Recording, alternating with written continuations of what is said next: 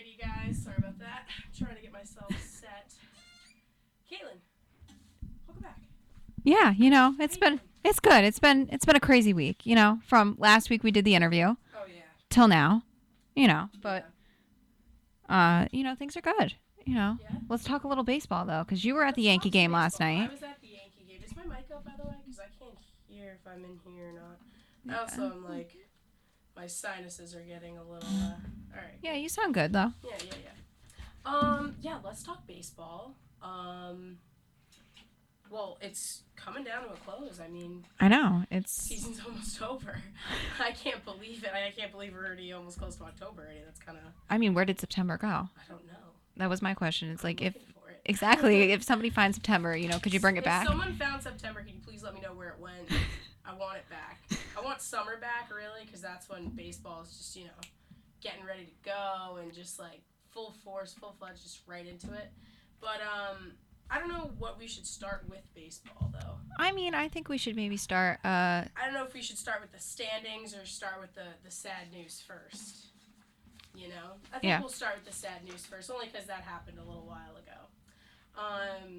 So everybody has heard about Jose Fernandez passing away, and honestly, I'm going to be completely honest with you, like, Jose Fernandez was he was top 3 of my favorite pitchers in the MLB as of right now, and I was so hard. I mean, when I woke up and saw that on my phone, on my MLB app notification, I thought I was dreaming. I know. I woke up and I was like, this is not.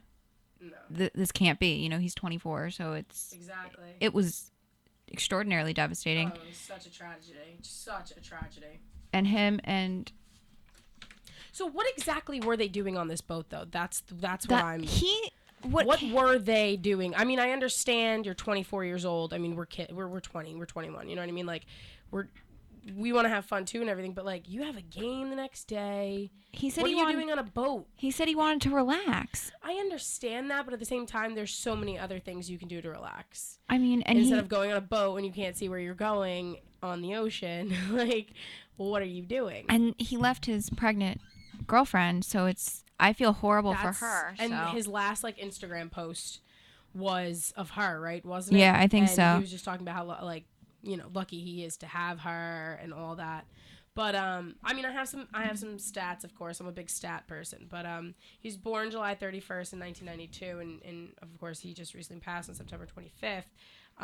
But in 2013, he won the NL Rookie of the Year and finished 3rd in voting for the Cy Young, which is, if you're finished 3rd in the Cy Young, you're top 3 pitchers in baseball right now. And 2013 was his debut year. I mean, his ERA for 2013 was 2.19 with 29 games he started, 187 strikeouts with a WHIP of .98 and averaged 182, which is basically a batting average against him. But like a 182 batting average against him, that's not that bad. No one was hitting anything. Exactly. No one was hitting anything, and he just had such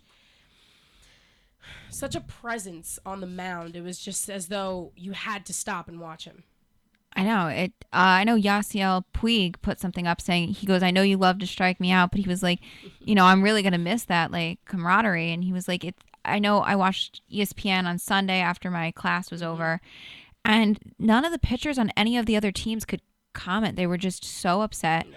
My one thing that I do have to give the Mets credit for is, putting up the jersey number with the 16 and then which all signing them. Which a lot of people did too, because I know the Dodgers did it, and I think a couple other teams did it. Puig did it too. Puig was just like, I mean, to see, and I think it was so, I mean, I know from my friends who were Mets fans and all that, and they were just like, I'm kind of conflicted because I want the Mets to win, obviously, but I mean, a team that just had a player that was so monumental in their franchise to have passed away, and not even in their franchise, so monumental to baseball itself, because he really had a presence on the mound that was changing baseball, that baseball needed that kind of a change. Do you know what I mean? It really did, and he was such a fantastic pitcher to watch. I only watched him a couple of times, but he was one of the better ones. He was unbelievable. I mean, this year alone, I mean, he, as of right now, had a 2.86 ERA,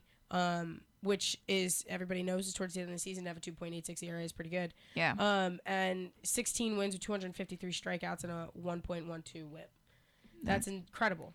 It is. I mean, he's a top pitcher in baseball as of right now, and I think as of, I think I had it down at like top 5.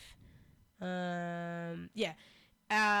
He averaged 12.5 strikeouts per 9 innings. That's unheard of. It's just, he was so good, and I think it was a horrible loss for the entire Major League Baseball, and I think it's horrible. It was a horrible accident and tragedy. I mean, it was just kind of like a thing where he really was. I mean, this was only his second full real season in the majors. I mean, 2013 was his rookie year when he won the NL Rookie of the Year for pitcher. I have it right here. Wait. Yeah, he was a future baseball. 2016 was only his second full season in the bigs. In 2014 and 2015, he had Tommy John surgery, so he was out trying to, recover and everything. But I gotta tell you, man, he was just his presence alone. I mean, I know I said that already, but like him on the mound, I mean, he would smile and laugh after he struck someone out. He wanted to have fun the right way, and he was already kind of, making those he was modernizing the codes that we have now, modernizing the old codes of the game to kind of, those old, I don't know how to explain it, you know what I mean? Yeah, but it's like there's a certain way of playing baseball that used to be done, and in recent years, and I think in the past decade or so, it really hasn't been like that. It's been more showboaty and all that, but he really brought back playing baseball the right way, and he brought that back, and he knew what it meant to play baseball. He knew what it meant to play baseball the way it should be played, to have fun. I mean, he was always smiling in the dugout. If he wasn't pitching, he was supporting his teammates. I mean, I never forget the time when Giancarlo Stanton hit this monstrous home run, and there's Jose Fernandez in the dugout freaking out and just like smiling, and like he's the first person there to encourage another player, and he just loved playing this game.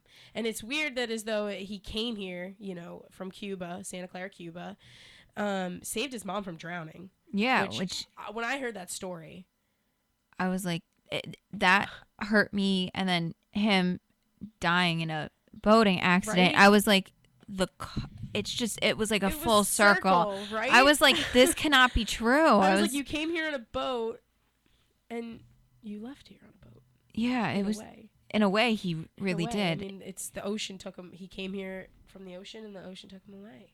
You know what I mean? It's kind of just like, it was a little weird. I don't know, a little creepy for me. When I heard that, I don't know, man. I don't know. And I loved how ESPN really, said that he had like this. I think you shared it on Facebook with his grandmother, him, and have such a special bond. I watched that video about 1 billion times, and he was just talking about how his grandmother really was the one who inflicted baseball on his life, and was a big baseball junkie, and taught him how to throw, taught him how to catch, everything. And, he said in that interview, and he was like, my biggest dream is to have her here and play. And they were like, what if she was here to watch? And he goes, she wouldn't be here. She couldn't be here. And then she walks in the room, and you're just like, oh. And he's like showing her everything about like in the locker room, and having her like throw catch, and in the bullpen. Oh my God, it was unbelievable. That was something, and he genuinely, like, you could see it on. He was so excited. He was so happy to have to see her, and that she was finally here. And I think she was also there for his last his last game. He struck out Daniel Murphy in his last appearance, and that was his last strikeout. And my friend Kristen was a Mets fan, and when Daniel Murphy went to the Nats, she was like, I can't stand him. Like, I can't believe he did that. And when she found out Daniel Murphy was his last strikeout, she was like, good job, Jose. Good job. What about even the game, too, though? I mean, the Jose chance at the end of the game. And the, I think it was it D. Gordon? D. Gordon. Oh, my gosh. Well, first coming up, hitting on the right side, I watched that game. I just wanted to watch the opening and the ceremonies and stuff like that.